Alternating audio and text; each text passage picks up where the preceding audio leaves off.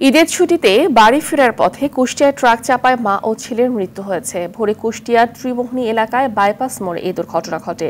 দুর্ঘটনায় আহত হয়েছে মোটরসাইকেলের চালক শিশুর বাবা আব্দুল কাদের। পুলিশ জানায় মোটরসাইকেলে স্ত্রী শিশু সন্তানকে নিয়ে কুষ্টিয়া শহরের বাড়িতে ফিরছিলেন কাদের।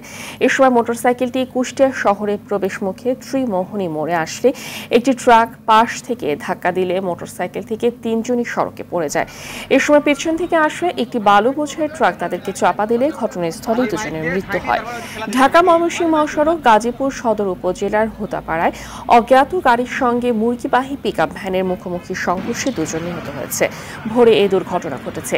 এদিকে রাজধানীর বনানীতে গার্মেন্টস শ্রমিকদের আনা নেওয়া করা একটি বাস উল্টে ৪২ জন আহত হয়েছে।